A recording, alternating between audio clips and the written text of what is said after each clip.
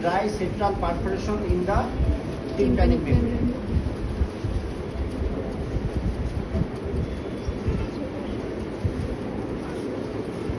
Dry central perforation in the tympanic membrane. Rinne's test is found negative on left side. Check to the left hoy. Weber is found lateralized to the left side. Absolute bone conduction test is found equal. Absolute bone conduction, যেটাকে আমি ABC বলছি, absolute bone conduction test is found equal.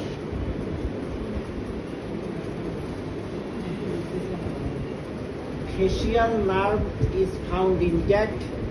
Fistula test is found negative. Facial nerve is found intact. Fistula test is found negative. So my diagnosis is it is a case of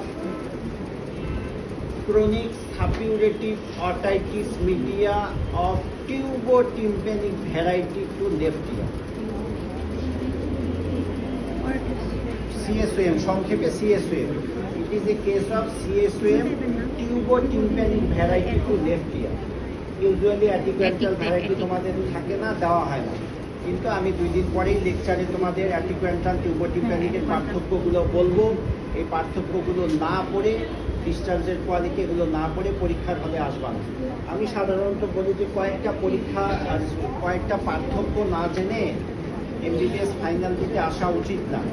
সেটা হলো 1 number হলো DNS এবং সেপ্টোপ্লাস্টির পার্থক্য, 2 number হলো অ্যান্ট্রোকোনাল polyp আর ethmoidal পলিপের পার্থক্য, 3 number হলো CSM অ্যাটিকুয়েন্টাল variety আর টিউবোটিম্প্যানিক variety, এই দুটার পার্থক্য।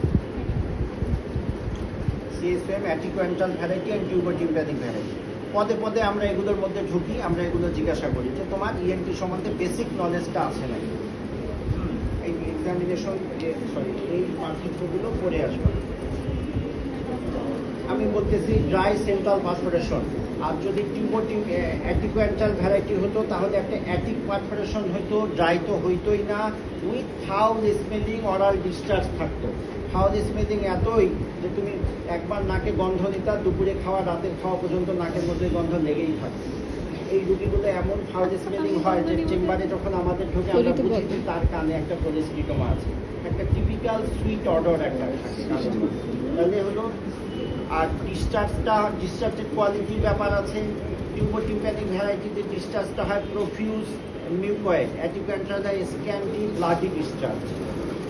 টিউবোটিম্প্যানিক ভ্যারাইটিতে রুগী বলে আমার কান মাঝে মাঝে একেবারেই শুকায় যায়, অ্যাটিকুয়েন্টালে বলে আমার 1-1.5 বছর ধরে কান কখনো শুকায়ই না, সব সময় পানি আসে, মাঝে মাঝে রক্ত আসে, দুর্গন্ধ আসে।